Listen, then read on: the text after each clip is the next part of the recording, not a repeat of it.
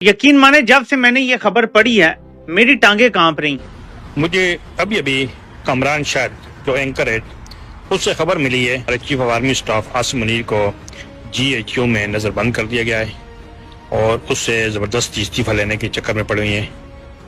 तो या तो इस्तीफ़ा दे देगा या फिर अंदर से हो सकता है कि उसकी लाश बरामद हो। यकीन जानिए मेरा दिल दुख रहा है बतौर पाकिस्तानी। पाकिस्तान का आसिम मुनीर कहाँ है, ये बड़ा सवाल उठ खड़ा हुआ है पाकिस्तान के अंदर। 1300 के करीब इस वक्त अभी वो लाशें भी नहीं मिल रही। वो सिविलियन का क्या कसूर है, गोली चलाने की वजह क्यों बनी है? पाकिस्तान के जर्नलों ने आसिम मुनीर को कैद कर लिया। वो 2000 से कम तादाद है, ये तो अभी किसी को मालूम ही नहीं है कि कितने लोगों को गोलियां, कितने लोग इन्होंने नाशे तक इन्होंने खत्म कर दी है। और खुदा न खास्ता कोई रद्द अमल हो सकता है, इसलिए कि जो मुरीद के का कत्लेआम है उसके बाद मामलात ज़्यादा ख़राब हो चुके हैं। अरे आसिम मुनीर तुम जिंदा हो तो सामने आ जाओ ना यार, सामने आने में क्या दिक्कत है? बात के हवाले से कोई कंफर्म इतला नहीं आ रही। पाकिस्तान की वजारत ख़ारजा के तर्जुमान ने कहा है कि उनके पास कोई स्पेसिफिक इंफॉर्मेशन नहीं है। वज़ीर मुमलिकत तलाल चौधरी साहब, इन सब को अलर्ट किया गया है कि आप अपनी सिक्योरिटी इन्हांस कर दें, बढ़ा दें। कि भाई जो कुछ भी था उसमें तथ्य है, वरना आसिम मुनीर को केवल इतना करना था कि आसिम मुनीर टीवी पे आ जाते या आसिम मुनीर अपना वीडियो डाल देते। पाकिस्तान का आसिम मुनीर कहाँ है? जय हिंद दोस्तों, पाकिस्तान से उड़ती हुई खबर सामने आ रही है कि Pakistani army chief field marshal Asim Munir को खुद पाकिस्तानी सेना के दूसरे जनरलों ने गिरफ्तार कर नजरबंद कर दिया है। अफगानिस्तान के साथ जंग ने सत्ता हथियाने का पाकिस्तान के अंदरूनी काली सच्चाई को उजागर करके रख दिया है। तो मिलते हैं वीडियो के अंत में इसी बात पर विस्तार से। अगर आपको वीडियो पसंद आए तो हाइप, लाइक और सब्सक्राइब करके कमेंट करिए। जय हिंद। ये बड़ा सवाल उठ खड़ा हुआ है पाकिस्तान के अंदर कि भैया आसिम मुनीर को देखा नहीं गया, और पाकिस्तान में बड़ी तेज़ी से अफवाहें फैली कि साहब के पाकिस्तान के जर्नलों ने आसिम मुनीर को कैद कर लिया। अब आप जानते हैं कि इस तरह की अफवाहें फैलती रहती है, कुछ भी हो, लेकिन अभी अभी समाचार आया कि साहब की एक ऑफिशियल इसका खंडन जारी किया गया। खंडन जारी किया गया है तो इसका मतलब ये है अब कि भाई जो कुछ भी था उसमें तथ्य है, वरना खंडन जारी करने की ज़रूरत नहीं होती।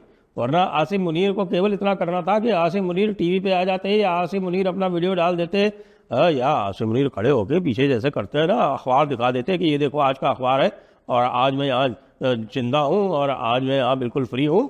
ऐसा कुछ भी नहीं, एक ब्लैंड सा और टाइप का उसका, बल्कि क्या क्या कहें उसको, गया एक निर्देश, एक कमांड उनके चैनल्स को कि नहीं ये बात गलत है, आप लोग सब लोग इसका खंडन कीजिए, और वो नहीं ऐसी बात नहीं है, मैं हमारे सोर्सेज ने बताया कि साहब ऐसा कुछ नहीं है। अरे आसिम मुनीर तुम जिंदा हो तो सामने आ जाओ ना यार, सामने आने में क्या दिक्कत है?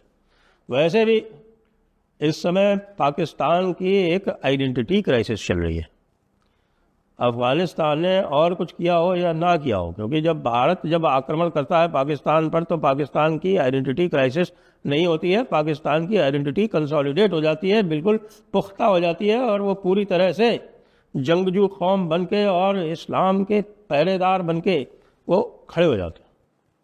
इस्लाम का किला है आखिरकार अफगानिस्तान। लेकिन अफगान ने जब से उनके ऊपर हमला किया है तब से उनकी भारी एक आइडेंटिटी क्राइसिस हो गई है। अब वो आइडेंटिटी क्राइसिस ये है, यहाँ तक है कि वो अब कह रहे हैं कि साहब ये अफगान हमारे दुश्मन हो गए, कि साहब ये अफगान जो है वो हिंदुस्तानियों से मिल गए। जो बातें वहाँ सर्कुलेट हो रही हैं, अगर आप वहाँ की चैनल्स देख ले तो आपका दिमाग खुल जाएगा कि भाई भारत क्या क्या कर रहा है। उनका कहना है कि वहाँ की जो भी मिसाइल्स हैं पुरानी उनके पास, अफगानियों के पास, उनको भारत के इंजीनियर्स जो हैं वो जाकर एक्टिवेट कर रहे हैं।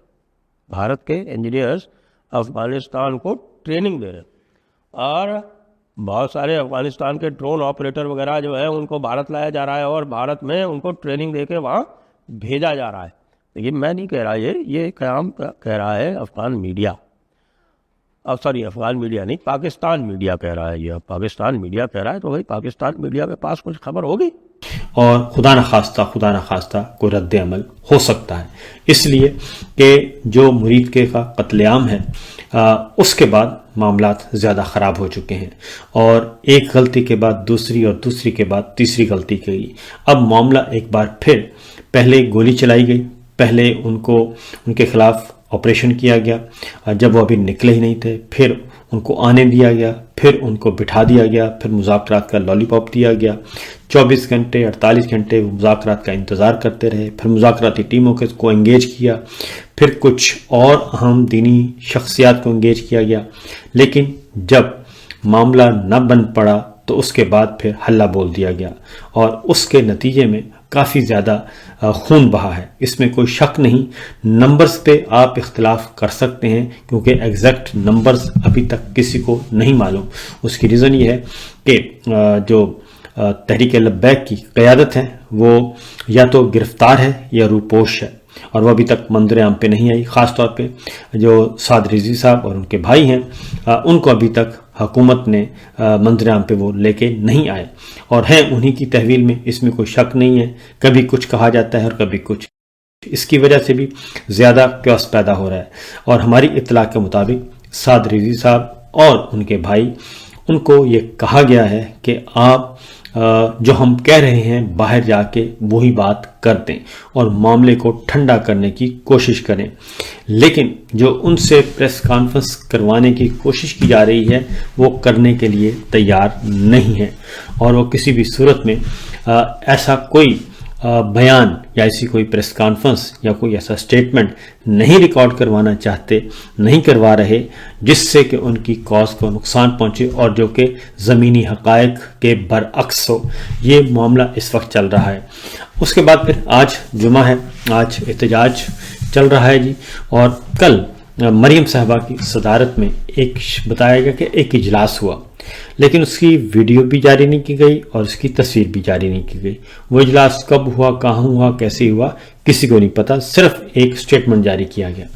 लेकिन उसके बाद फिर एक और ख़बर दी गई क्योंकि सब ने सवाल उठाया कि मरियम साहबा हैं किधर, मरियम साहबा मंजर आम पे क्यों नहीं आ रही और उन्हें आना चाहिए। कल बड़ी मुश्किल से मोहसिन नकवी साहब के साथ वज़ीर मजहबी अमूर, जिनका कोई रोल नहीं है इस सारे ऑपरेशन में, उनको लाया। तो दोस्तों, अक्टूबर 2025 की शुरुआत पाकिस्तान के लिए एक और बुरे सपनों की तरह रही। इस बार वजह बनी फिलिस्तीन के समर्थन में निकाली गई एक रैली जिसने पूरे देश को हिंसा और अराजकता की चपेट में ले लिया। तहरीक लबैक पाकिस्तान TLP, एक कट्टरपंथी इस्लामिक पार्टी ने लबैक या एक्वा मिलियन मार्च का आह्वान किया जो जल्दी ही सरकार विरोधी और हिंसक विद्रोह में बदल गया। इस आंदोलन की शुरुआत भले ही इजराइल के खिलाफ गाजा में हो रहे हमलों के विरोध में हुई हो, लेकिन जल्द ही यह पाकिस्तान के शासन, सेना और व्यवस्था के खिलाफ गुस्से का प्रतीक बन गया। प्रदर्शनकारियों ने लाहौर में पुलिस पर पत्थर फेंके, बैरिकेड तोड़े और कई वाहनों को आग के हवाले कर दिया। जवाब में पुलिस ने आंसू गैस और रबर बुलेट्स का प्रयोग किया। मुरीदके में टकराव और भी उग्र हुआ, गोलियां चली, बहुत सारे प्रदर्शनकारियों की मौत हुई और उससे भी अधिक घायल हुए।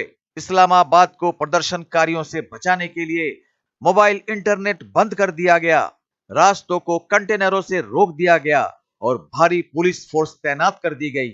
इसी अशांति के बीच एक सनसनीखेज दावा सामने आया। क्या जनरल आसिम मुनीर को उनकी ही सेना ने नजरबंद कर दिया है? हाल के दिनों में पाकिस्तानी मीडिया और सोशल मीडिया पर यह अफवाह तेजी से फैल रही है। Army chief general Asim Munir कई दिनों से सार्वजनिक रूप से नहीं देखे गए हैं। कुछ रिपोर्टों के मुताबिक उन्हें सेना के अंदर के एक गुट ने नजरबंद कर लिया है। यह पहला मौका नहीं है जब पाकिस्तानी सेना के भीतर सत्ता संघर्ष की खबरें सामने आई है। अतीत में भी इस तरह की अंदरूनी खींचतान ने पाकिस्तान की लोकतांत्रिक व्यवस्था और स्थिरता को कमजोर किया है। अब जबकि TLP फिलिस्तीन के समर्थन में रैली की शक्ल में सरकार विरोधी आंदोलन को हवा दी है, तो यह सीधा टकराव बन चुका है। तो मिलते हैं अगली वीडियो में, तब तक जय हिंद, जय भारत।